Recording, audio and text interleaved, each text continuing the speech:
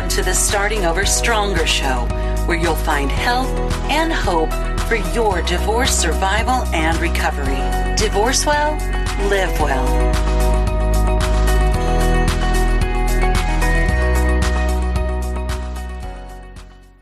Welcome back to the Starting Over Stronger Divorce Survival and Recovery show. Today's guest is Kennedy Bell.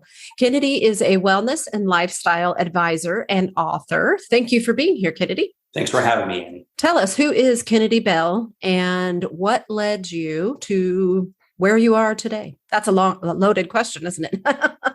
Yeah, Kennedy is a person who was married for, he dated his high school sweetheart, went to college, had a fair amount of career, success, got married, was married for about 15 years, and then went through a $1 million divorce. Yeah. Well, listeners, a quick side note, what actually led Kennedy and I to connect to begin with was that we were both guests on another podcast that I would love for you to check out for some divorce fun. Yes, I did say fun. It's called My Crazy Divorce. And it's sponsored by the folks at ourdivorce.com, where you can get divorce for $299. That is if you don't have and are extremely unlikely to have a crazy divorce like Kennedy and I did. So you can check that out wherever you get your podcasts at. It's My Crazy Divorce again. And Kennedy's episode aired on Thanksgiving week, and mine was the week before that. Mine is titled Enough Already, and Kennedy's is titled Monkey on My Back. And I listened to it just yesterday, and that title is very telling. So back to our conversation here today. As I said, Kennedy is an author. He's written 2 divorce-related books, the first of which is called House of Straw and is written mainly for the men of divorce. And his newest book is written to women and men and is the subject of our conversation here today. And it is titled Love with Your Heart, Divorce with Your Brain. And that is not only a really good book title, but really the best advice ever for anyone listening to this show today. So I think it's safe to say, from what I've learned about you, Kennedy, that you have a heart for the men of divorce, much like my heart is for the women of divorce. But I would be willing to bet, after hearing your story on the My Crazy Divorce podcast, that your journey and mine are not really all that different in many important ways. And would it be safe to say that you have probably found over time that it's not so much that you have a heart for men or that I have a heart for women, but that we both are just passionate about people who have been wounded deeply in the one place on earth that's supposed to be the safest, our marriages, and that we just really want to see people value and love themselves, regardless of which side of the gender aisle they're on? Absolutely. What you and I have probably understood through our interactions within this particular space is that, of course, I'm going to identify a little bit more strongly with the male gender because, gee whiz, I'm a guy and I didn't understand the behavior and actions of my angry spouses. We were going through divorce. And then, as you probably know, when you engage women, they have the same questions, which are, what's wrong with these men? Mm-hmm. They're just Neanderthals. I can't believe they can't figure it out. And there's this huge communication gap, which there was a book written a while ago. It's called, Mars and Venus. What was the book? Anyway. Oh, yeah. Men are from Mars, women are from Venus. I've read it. So both genders are very different about how they kind of approach their feelings, thoughts, and emotions. In my first book, I made an analogy in the introduction about one of my visits to a country western bar. And this was going to be kind of strange, but it's indicative of human behavior. And I went outside because to relieve myself because, the men's bathroom was just god awful, country western bar. And I can only imagine. And there were 2 windows that were open. And I remember hearing noise out of both of them. And out of the women's bathroom, I heard, who was the best looking guy? Does anybody have a lipstick? And, just gossip and talk and communication. Mm-hmm. Whether I thought it was funny or unusual or anything, there was communication happening in the women's bathroom. I don't know if women actually ever really go to the bathroom in the women's bathroom, but they certainly talk. Now, on the opposite end, you can understand what kind of noise I heard out of the men's bathroom window, the answer is I heard nothing. Because men don't talk in the men's bathroom. It's kind of, man rule number 12. But it was an epiphany for me because it made me understand and realize that men are not socialized to convey their feelings, thoughts, and emotions in a meaningful, healthy way. Yeah. And at that juncture, and it's as simple as that little observation or that moment was, it really made me believe how much more evolved women were emotionally than men were. And it was humbling. Yeah. And it made me step back and realize, men are way behind with regard to their ability to effectively communicate, again, their feelings and their thoughts and emotions with their spouse. And how many, commercials and television shows and movies have we heard where women are saying, you just don't get it, like, expressing their frustration with men about being, again, Neanderthals or hard-headed, or, men are conveyed to be the same with, Fred Flintstone and The Simpsons. And, we're just a bunch of simpletons out there, I guess. And so it was only about maybe 10 years ago that, we started to kind of evolve with, men starting to really talk about what was personal to them and their pain and their feelings. And, hey, you just didn't do that, But I believe men are doing that more, much to the benefit of women, because now they're turning the TV off at night and they're having, gee whiz, conversations, first date kind of conversations. Yeah. Instead of how was work today, it was like, I read an article today about mental wellness, and, I'm really having a tough time with some people at my office. And more importantly, I'm not feeling good about myself because I haven't worked out, and physically I'm avoiding intimacy with you because I don't feel good about my physical appearance. Gee. Wow. That would change marriage right there. Right. Yeah. I mean, we could save every marriage if we could get everybody to understand that. Yeah.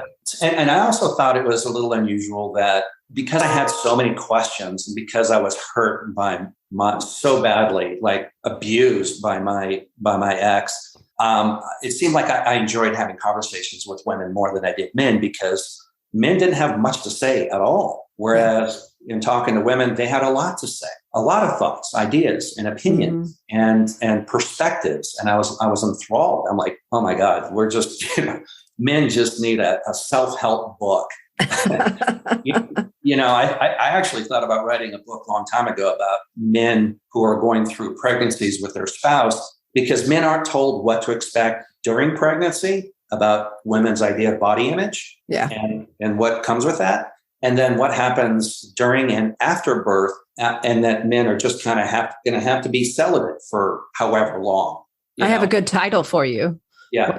What to expect when she's expecting. Yeah. Because the number one book that women read during that is What to Expect When You're Expecting. So. Yeah. Well, you make some really great points there. And it's funny that you would bring that up, because one of the things I wanted to mention was it made me laugh out loud when I was listening to your episode on my crazy divorce. And the narrator, host of the show, broke in and said, 80 men gathered together to talk about their feelings? That doesn't happen. I was dying. But it's so true. And in fact, I just said it today to a support group that I lead of women. Several people had shared about different scenarios in their life. And the common thread was that men aren't taught how to handle their emotions. In fact, they're flat out told not to have them. And women, mothers, are just as guilty as fathers of perpetuating that myth. And some of the moms in my group had to admit that they had kind of fallen into that. And they have teenage sons that don't want to talk to them about their feelings. And they're having to have hard conversations and come back to them and say, I'm sorry that I taught you not to cry. Crying is normal for every person on earth, and it's healing, and you should not feel that you're weird for wanting to cry. You're having feelings. Let's talk about them. And so there's just as much responsibility on both sides to stop perpetuating that myth that men aren't supposed to feel. And the way I often summarize that is our prisons are full of men because they don't know how and aren't taught how to feel. And I really, truly believe it's that global, that the problem could be solved if we could just go back and do it all over again and teach both our boys and our girls that feeling is normal and healthy. We all have the same needs, the same feelings, the same everything. Yeah, so society really doesn't approve of that most usually, though. Yeah. Let's be frank. When Johnny's up at playing baseball and he strikes out, it's inappropriate for Bobby to cry. There's no crying in baseball, as Tom Hanks would say. Walk it off. But so on the other hand, Bobby, don't cry. And then on the other hand, it's okay, Susie. It's okay to cry. And she's screaming, and it's kind of okay, because she's a girl. Mm-hmm. And so there are some issues with regard to how we're looking at how we express our feelings, thoughts, and emotions. Mm-hmm. And, we live in a warrior society, and where masculinity is really being challenged. And let's be honest, ladies, you want your men to be tall, strong, and handsome, warrior-like in most cases. But then when they show their feelings, it's a little intimidating. And, I don't know, what am I going to do with the sappy crying mess who's upset about the fact that he doesn't like his job and he's home crying? Oh boy, don't want to touch that. Yeah. So it's kind of, right. So and then we have this issue of how men are being feminized today, and look, it's tough to be a warrior because we were always taught, like, you get punched, you fall down, you get back up, you get back in the fight. Let's go. No wars are going to be fought by people who are afraid of their own shadow. And I can go into that whole warrior mystique, but there's definitely a benefit to masculinity and femininity and why we were created so differently, and what attracts us to each other for those differences. Yeah. And there's huge value in that. Mm-hmm. So we can't push the needle all the way to, you got to feel all your emotions, because then we just have a bunch of visceral feeling, angry, crying people. You can feel them. You just can't make your decisions by them. That's what I always tell people. Feel them all you need to feel them. Just don't make decisions with them. Yeah. Right. And so we come at this world with, our physical wellness and, our mental, psychological, spiritual, emotional wellness. Mm-hmm. And so that's the life balance we look at to try and achieve. So we each get to identify what's a good balance for ourselves. Yeah. The idea behind why I wrote Love with Your Heart, Divorce with Your Brain is because in the first chapter, I identified what is love. And it's been diluted through Madison Avenue of, McDonald's Disney. Saying, gotta love it. Every love is, I love my coffee. I mean, no, I'm sorry. You love your wife, you really like your coffee. Okay. Because unless you want to define the different kinds of love, but let's be honest, the word awesome. No, hitting a baseball is not awesome. There are not that many awesome things. Now you want to talk about something great, awesome. How about the universe and how God created the universe? Now that's awesome. So you see how we kind of overemphasize the simple things, and so we people who aren't doing the homework before they're getting married, they don't know what love is. Yeah. They really don't. What does this include? Is it a physical, thing? Is it an emotional thing? Is it kind of a guttural thing? Mm-hmm. Do I have to think and feel it at the same time? How do I know I'm in love? Well, guess what? In my book, I actually dive kind of deep into it, and it will help anybody reading it identify the word love and what it means to them personally. Mm-hmm. And how they can identify what that means to them individually, and how they might want to define that moving forward, and maybe share that love with the person that they share it with. Yeah. And by the way, that's how I define love. It's defined by the people who share it, right? And then the other piece is, what should I do before divorce, during divorce? What about, if I'm going to be a parent, maybe I should do some homework on that. And by the way, if I'm, and then, the divorce with your brain thing is, gee whiz, it's like, maybe I should do some homework before I decide that I want to move away from this partnership, before I hire an attorney, before I file, a DVRO, before I get law enforcement involved and both of our families involved and custody and kids and, just that whole mess that we went through. Right. So people are more reactionary these days rather than proactive and smart about owning their own experience. And by the way, I think everybody on this podcast will be glad to know that I talk about infidelity as well. My answer is don't do it. And advice. Right. And that could solve a lot of problems. Right. Yeah. So, well, we just solved all the problems of the world. Communicate and don't cheat, There we go. Divorce is gone forever now, right? Yeah. Whatever happened to the golden rule, right? Let's be honest, treat others as you'd want to be treated. So look, if we just took a step out of our door and realized that if we involve ourselves in that behavior and we think it's okay, then we should think it's okay for our spouse to do the same thing. Yeah. Yeah. And deal with consequence. So if you would get angry, is it any doubt that your spouse will get angry? Yeah. How about the simple thing of flirtation? People, I'm gregarious. I'm, emotionally, I'm just effusive personality and I love to talk to the opposite sex. Well, what's the message that's sending to your spouse? I don't care if you're the woman or the man. Mm-hmm. Bottom line is that's our ability to connect with our spouse and respect that space and choose consciously that we don't participate in that because it, makes our spouse feel and think in not good ways. So again, it's the golden rule. What I love about your title and what it really makes me think is, you've got love with your heart over here and you've got divorce with your brain over here. And what I see is, love with your heart first. And it's kind of along the lines of, when I start working with a new coaching client, it's, oftentimes before the divorce is filed and they just need to know they've done everything they can do, that they've tried everything, that they really truly have loved with their whole heart in the best way that they can, in the most authentic way that they can. And then, divorce with your brain, obviously you get into some of the process and the procedures and the decisions and how to do that wisely. And that's perfect. And that's what people need. But you put it in the right order, first love with all your heart.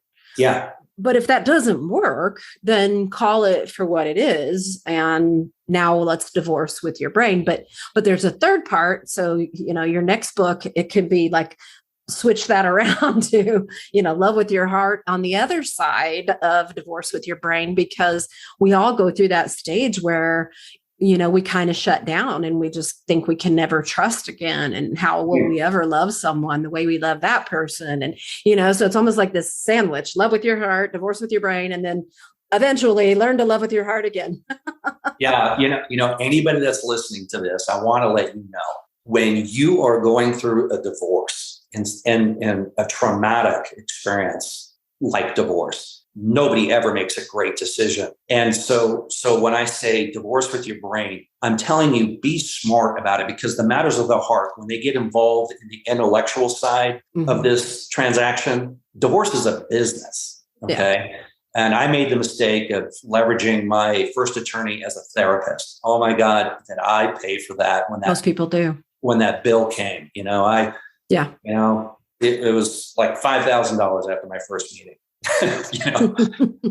The 23 court hearings didn't help. And then her 9 attorneys that I had to pay to re-educate and, go through the process with didn't help either. Yeah. Right. Did I say that? 9 attorneys. Wow. That's a wow factor. But for sure it is. Yeah, but absolutely.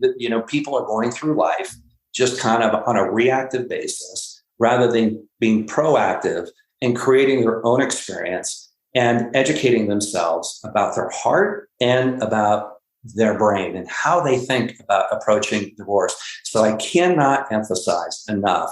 I don't care how smart you are. I don't care how much money you've made and how successful you've been and the size of your ego. You absolutely will benefit from a divorce coach, anybody who is, been certified or has been working in this space. And even as a bonus, just like Annie, who's not only a coach, but also that has gone through the experience, because that's firsthand knowledge. I don't trust anybody to teach me how to ride a horse who hasn't ridden a horse before. Exactly. Yeah.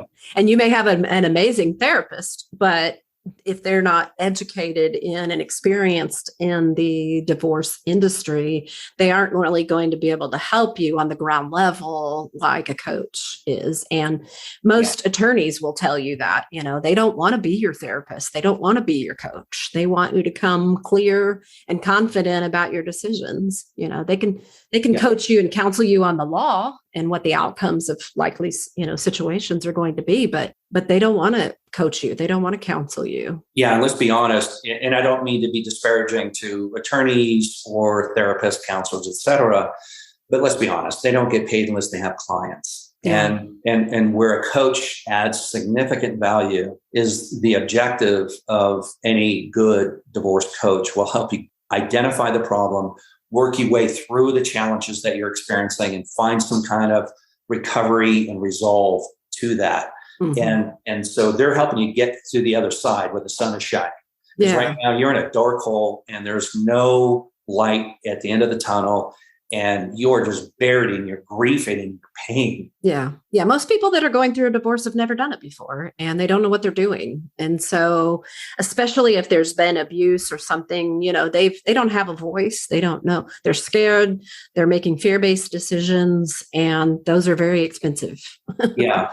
And then Annie, another thing, and then we make the huge mistake of sharing our problems with those who are close to us, who, by the way, misery loves company. Everybody likes to toss their, he's such a SOB, or she's such a this or that, and then the next thing you know, you're just commiserating and you're not healing, you're not recovering, you're not coming at it from a clear perspective. And a solid divorce coach like yourself, Annie, allows that person to gather perspective that it's objective and unbiased. And it allows for them to go back home and do some homework and say, you know what, I need to surround myself with healthy people, not unhealthy people. Yeah.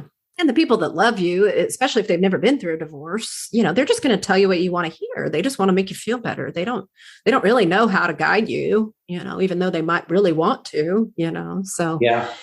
Anyway, so back to the title of the book. How did you come up with the title, Love with Your Heart, Divorce with Your Brain? Because I experienced it. It's a great title, though. I was just passionate about, I boiled it down to, I started to actually write the book, so I didn't come up with the title right away. And then I realized, there are just two things that need to be leveraged in this process of marriage and divorce. And that is your heart and how you love with your heart. And then, I just made a ton of bad decisions, just like I think probably 99% of us do when we're going through a divorce for the first time, is we didn't use our brain. We were all just like an emotional wreck. And I was the president of the He-Man Women Hater Club, right? And so I was just an idiot, because I was angry and I was hurt. And a lot of people don't really appreciate and let alone acknowledge hurt, especially men, because, if we acknowledge hurt, then we acknowledge vulnerability. And let me tell you, nobody likes to admit that they're vulnerable. So, yeah, angry people especially hate it when you tell them that anger is a secondary emotion and the actual feeling that you're having is either sadness or fear, because sadness and fear are so disempowering. And anger makes you feel powerful. And so then you go ahead and do things that you think are really smart and strong that are actually not either of those things. And so, it is helpful, although very challenging, to realize that anger is not your friend. It's actually a distraction from what you're really feeling and what you really need in that moment. So I like that. Yeah, no, it's really a fight for our soul. Right? This is our innocence that we're talking about. And we really do ourselves a disservice when we go out and we hire the angry attorney who's going to take him for everything he's worth and get custody of the kids and boot him out of the house. And he's a son of a gun, and I'm going to ruin him. And you know what? By the way, my wife did tell me, I'm going to take you for every dime you're worth. And by the way, nobody gave me a dime in my life.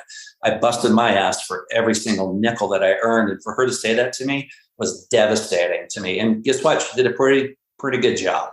In fact, she did an outstanding job of just, financially just wrecking the entire barn, and burning it down, which is why it's called $1 Million Divorce. But we really, anybody again who's listening to this podcast, Annie, they have to take stock in the fact that there is no benefit to being angry and vindictive. And there were a ton of books, and I hate to say it, ladies, but don't go to Barnes and Noble and pick up those books written by angry, vindictive women for you, geared towards women. Because you know what? That will just prolong your misery, prolong your anger, and prolong your divorce. And it'll, you know what? All that money that could go to help your children's education and, or, find the both of you separate residences and whatever, will all go away into the pockets of a therapist, counselor, psychotherapist, attorney, lawyer, the court, the whatever. So you really need to hear what we're talking about today, because anger is not the way. So guess what? When I say divorce with your brain, go back to why you fell in love in the first place and try and find the love for yourself this time, not for anybody else, but love for yourself, and respect yourself enough to know that anger is not the way out. It's not going to serve you well. That's for sure. Yeah. Yeah. Are you struggling to decide whether divorce is the right decision for you, or just tired of feeling like you're broken and everything is all your fault? The decision of how and whether to leave a toxic relationship can take years without good support from people who understand. The Starting Over Stronger Toxic Relationship Recovery Support Group is designed with you in mind. Led by me, certified divorce and life transition coach Annie Allen, and with a small group of women in your shoes, you're going to find understanding here. We're going to talk about the patterns of these relationships and what you can do about them. There are currently 2 weekly groups running, one on Monday evenings at 6 p.m. Central and the other on your Wednesday lunch hour at noon Central.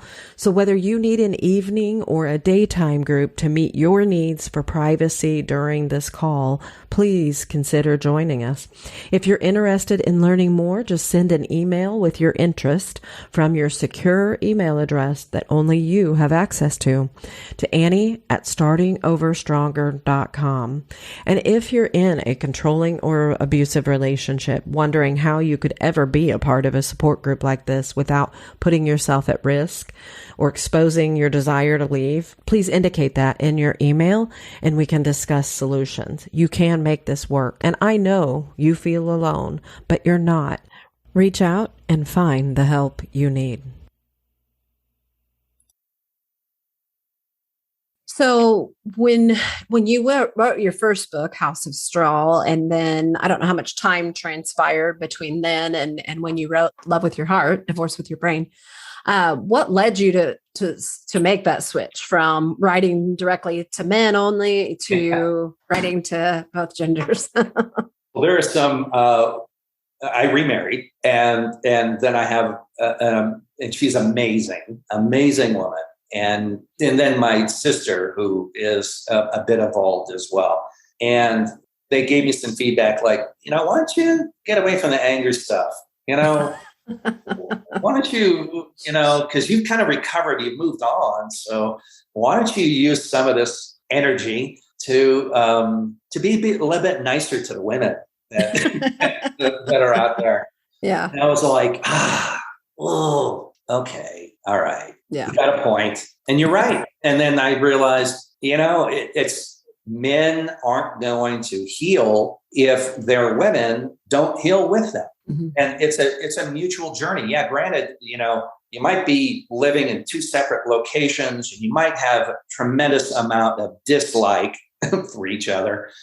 And you might have all your reasons to feel that way, et cetera. But let me tell you something, when men and women come together in mediation, in counseling, especially if they have children, your children are going to be healthier, happier, more well-adjusted. Yeah. And guess what? You will be too. And so the more you get away from yourself and your anger for that spouse who cheated on you or stole all your money or spent or gambled it all away or whatever not nice thing that they did or have been doing, the quicker the both of you will recover. And by the way, there's a key word that we can have another conversation with, and that's called forgiveness. Both forgiving the other person for being human, but more importantly, forgiving yourself, especially if you were the one who created the transgression or transgressions. Yeah. Starts with forgiveness. Yeah. And forgiveness is largely just acceptance that you are who you are and they are who they are. You're both on your own journeys. And for whatever reason, your journeys just don't align anymore in the way that you thought they were going to. Yeah, it's called the human condition. I don't know any perfect individual out there, and we all make mistakes. And, we've all gone off the deep end, said something we shouldn't have, whatever that might be. We need to forgive ourselves for that. However, we also need to recognize that if we're perpetuating the behavior over and over again, then that's not okay either. And we need to make some personal adjustments, whether you're a man or a woman, to adjust to those. And here's an interesting fact, by the way, that I think you're going to be very surprised about. But I think the more you think about it, you probably realize, maybe that does make sense. The incidence of infidelity has exploded among women, and it is now twice that among men. So most women would say, that's false. That's untrue. No. And I get that from a lot of people, but studies through Harvard University, et cetera, have identified that women are just much more independent today. And darn it, you know what? They get to control their own sexuality. And there's no embarrassment anymore. And you know what? One of those books I picked up when I was in Barnes & Noble in the divorce section was The Power of the Pussy, and how women can leverage the vagina to get what they want, when they want, from any man they want. Wow. That was an actual book, and it freaked me out. That is pretty freaky. But then, I'm currently freaked out. yeah. So look, men have been, again, we're Neanderthals. Very, in movies, television shows, et cetera. It's very difficult generally for men to control their libidos, right? And that's the general consensus. I think men are getting way better at that, and women can, render them powerless by just being ladies and saying no, unless, you have, a criminal who wants to, bypass the word no.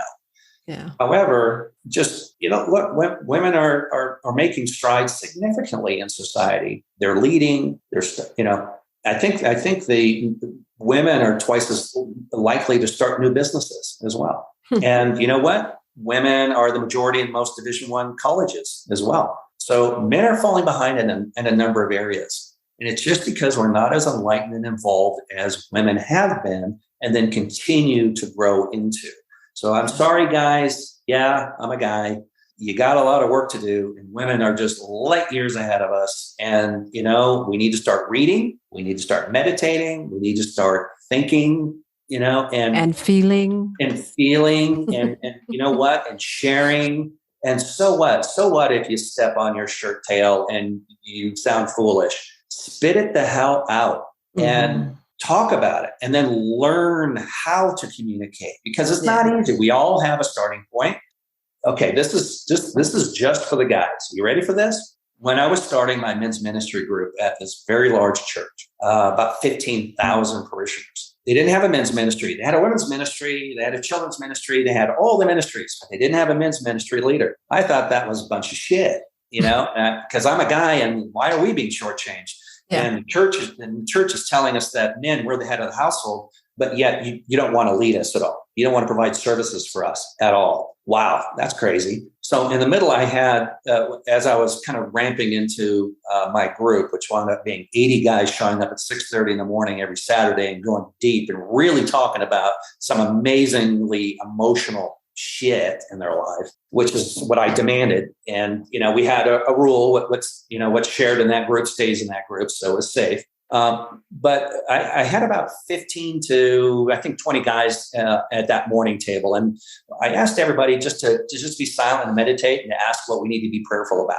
And so we took a minute of silence. And then I said, okay, give me a raise of hands. What can we pray for you about? And one brave man, man, was he brave. He held up his hand and he goes, I'm having a problem with masturbation. And I don't know if any of your listeners just cringed when I said that. Probably a few. but I definitely did. And you know what? That's the top three things men don't talk about, and you're not supposed to talk about it. And oh my God, he just said, we all wanted to run for the exits. And so 3 seconds went by, and I grew up as a leader, and I realized, and I said this one thing. I said, all right, gentlemen, I appreciate that. His name was, his name was Rob. And I said, if any of us haven't struggled with that in our life, raise your hand. No hands. No hands. And so I said, great. Now that we're all on the same page, how can we be prayerful about that for you, Rob? And then he kind of dove in about online pornography. It's a $35 billion space. And I get it. He's a grown man with a libido who likes to look at naked women. Okay. And then you throw a porn act in there, and then maybe, there's arousal that happens. It's called the human body. Mm-hmm. And so he's going to respond to that. And so that's a challenge. So yeah, we had a chat about that, and it was a life changer for every guy in that room, because I guarantee probably 100% of us had never talked about that topic. Yeah. Masturbation in front of other men in a safe environment where there'd be no judgment. Yeah. Crazy, right? Yeah, absolutely. It is getting men to talk about anything together, especially that. Yeah. Well, we've kind of strayed from loving with your heart and divorcing with your brain to gender studies, but we'll see if we can make our way back here. You talked a lot about risk factors for divorce, and I kind of summarize a lot of that into the 4 A's: abuse, addiction, adultery, and abandonment. All 4 of which take many forms: physical, mental, emotional, financial. And I think you do a good job in the book of outlining each of these risk factors, and helping people to understand maybe what is the issue in their own situation, and what, if anything, they could still do about it to fully love with their heart and embrace who they are and their relationship. And then obviously you get more into the process, equipping people to understand how to divorce with your brain and what that actually means. What would you say is the most important lesson that you want readers to take away on how to divorce well? Education. Okay. Critical to educate yourself about the genre of responses that you're going to have, both psychologically, emotionally, physically, spiritually. You will have impact in all of those areas. So, whether it's reading books or getting online, the quickest way to find a resource is through somebody like Annie, who is a divorce wellness advocate and coach and advisor, who can really, be individualistic in their approach to your particular challenge, because I guarantee not every divorce is the same. Mm-hmm. A lot of similar activities like, lawyers and custody and, family law and those types of things. But you really need to educate yourself and be intentional about that. Yeah. Well, besides a coach and reading online and those kinds of things, any other ways that you felt like were impactful for you in divorcing well? I didn't divorce well. I think that's why my pain is everybody else's gain. What would you do different now? I would do exactly what I'm telling your listeners to do, which is, I started that way, right? When I knew, when my wife told me that I was a monkey on her back, and I was like, what you're kidding, right? I'm the sole provider. We live in $1 million house, Yeah. We have it all. In fact, I'm going to retire in about 5 years. Really? I'm a monkey on your back. So I ran to Barnes and Noble looking to educate myself. And I'm telling you, Annie, there was nothing for men written by men on the subject of separation and divorce. It was a desert. But today, there's a lot more resources for men on the subject. And gee whiz, I have 2 of them. Yeah. And so guys and women, I just encourage you to educate yourself on your own needs and what you need to do in order to get through your experience. And by the way, there's no timeline. It's not going to take a week or a month. Mm-hmm. And the thing I freaked out is, somebody told me it could take as long as 7 years to fully recover. And I went, I don't have that time. I'm old. What are you talking about? Well, I got places. I got places to be, things to do. I got a life to live. 7 years. No, I'm going to be done with this in a year. Wrong. Yeah. You have to let the process occur, and you have to, this is going to sound strange, but you have to embrace all of the not good things that happen when you're going through the divorce, because you will, if you do not and you bury it, it will manifest into not good ways. And so you need, God gave us a huge spectrum of emotions. Yeah. So for us to be able to actually feel those and experience those. So guess what? We get to evolve and grow and become more complex, interesting human beings. Yeah. So I encourage you to embrace the conflict as much as you can, feel it, recover from it, but more importantly, evolve and become a better human being. And then do something that my father told me, is to help others. And so share your message in a positive way. Help others around you get through their not so good experience. Look, we have people who are fearful of failure and people who are fearful of success. Be the one who's fearful of failure, because that'll drive you to success and it'll allow for you to engage others in a very positive way. Make a positive impact in humanity. Make your life count. Make this experience count, not just for yourself, because we like to turn inward, but impact those around you who you can help recover as well. I kind of, as you were talking about that, I kind of saw that as two different things. You read and you reach out. And then, the symbol of the law, the legal is that balance, right? And I was thinking, you got to have that balance. That's really what your love with your heart, divorce with your brain is about. Get your heart and your brain in balance with one another. And you do that by educating your brain and reaching out to get the support that your heart needs. And if you don't do both of those things equally well, your divorce outcome and you will suffer. So I think that's a great conclusion on that. And your book, seems to offer a lot of what to expect before, during, and after divorce for the whys, the hows, and the what nows. So tell us what is, in your opinion, the key takeaway for people to have when they read your book. Why, key takeaway? I think depending on your personality and your circumstance and your experience, you might have different takeaways. You might you're one person might take away that, I need to get back in touch with my love for myself. And then the second person, one takeaway should be like, I need to be smarter. I need to educate myself. I need to get ahead of this so I don't get hurt anymore, because I don't want to feel this pain anymore.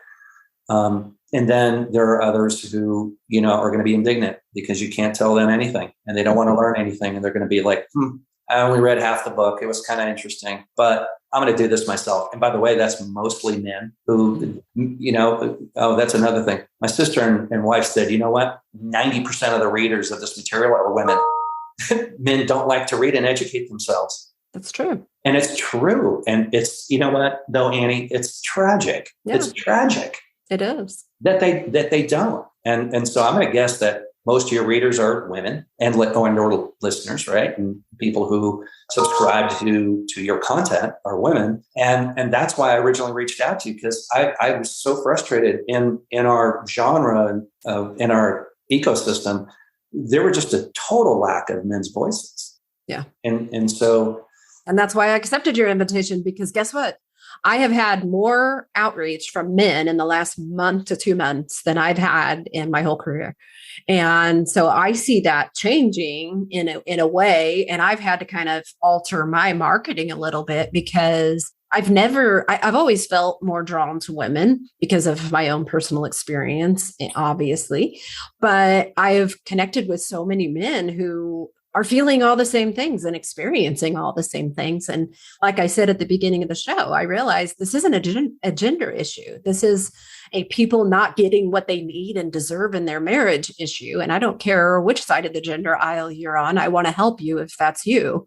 And so I was so glad to have you on the show and talk about this. And again, as you answered that, I was imagining that balance, those scales that we see when we go to the lawyer's office. But really, that's what your book is about. You've got to get those in balance. So if you're this way, then you got to do this. But if you're this way, then you got to do this. And, you kind of got to figure out, what is it that you need more? Do you need more focus on your heart? Or do you need more focus on your brain? And you've got to look for where that deficit is and fill that gap. So I think that's a perfect answer to that question. So thank you. Yeah. And thank you for your time today. Thank you for writing this book. And so just tell us, I guess, a little bit about that. When and where will listeners be able to get their own copy of this? Yeah, my first book was self-published, and it sold amazing. And it was through Lulu Publishing. And so just like any, avid writer who wants to produce more books like myself. I now have an agent, and they're currently, looking at 3 labels apparently. And, okay. And so we have one offer, and that's great. But I really want to get this out in the new year. I want to get out as soon as possible because the holidays are here. Very tough for a lot of couples, with regard to custody. The kids are spending Christmas with mom and not dad, or with dad and not mom, or with, the wife's family and not the husband's family, and, the whole tug of war with children, and, and it's just kind of a somber time of reflection and meditation. And, so I think this book would really help people, which, by the way, a lot of people are asking for divorces in the new year, usually around January, February. Yeah. Because of all of that stress and anxiety that happens during the holiday, they've had enough. And so they come to the conclusion they no longer want to be in a union. And those conversations are happening at an increased level in January and February. So if I can get that book out by March, hopefully it'll be in time. So yeah. Sounds perfect timing. Yeah. There actually is a season for divorce, which most people don't know. But and although Tom Milligan tells us on My Crazy Divorce podcast that there's a divorce every 42 seconds, the truth is it does peak in January and August. And I think it is for that very reason, more togetherness prior to. So yeah, sometimes things just become more clear when you spend more time together. Or not together, right? Because the animosity grows because I haven't seen the kids in 2 weeks or whatever that is. But I want to encourage people to jump on my LinkedIn page. It's on LinkedIn / Kennedy Bell. Most of my content that I share is through my LinkedIn page. You can you'll be able to get my current book, House of Straw, anywhere fine books are sold, on Amazon or Barnes and Noble, or even Google Books gives you kind of a 30-page preview of my book. So you can actually read some of it for free. Okay. So that's cool. Cool. Yeah. And I get to meet wonderful people like you, Annie, on my LinkedIn page. Yeah. Very good. Well, thank you for being here. Any final thoughts at all for the listeners? No, I just, from me to you personally, thank you for being a warrior out there, trying to, help people along their own personal journey and make sense of it. Right. And be better human beings for it. So, I lift everybody within our space who are trying to help other humans through the divorce and separation experience. And, I'm very passionate about wellness and people getting their shit together and moving on with their life and living truly their best lives. So thanks for being an advocate for that and for having me on. I appreciate it. Absolutely. Right back at you. All the same thoughts for you. So thank you. And listeners, thank you for being here with me each week to explore what matters most to you before, during, and after your divorce. It has been great connecting with so many of you on the Starting Over Stronger After Divorce Facebook group. If you haven't joined us there yet, please do. It is free and we're growing fast. Each person that is there has their own Starting Over Stronger journey, and they're somewhere in the before, during, or after of their own divorce and gathering to learn and encourage one another along the way. So I hope to see you there. Plus, you can pick up your free copy of the Nest Divorce Prep Guide that I've compiled just for you to help you avoid the most common mistakes of divorce. You'll just enter your email address when you answer the membership questions upon requesting to join the group. And again, that is the Starting Over Stronger After Divorce group on Facebook. Search for it by name. And you can also explore startingoverstronger.com for more about support groups, mini courses, private coaching, and upcoming divorce healing retreats. And I will see you here again next week for more help as you divorce and hope as you are starting over stronger.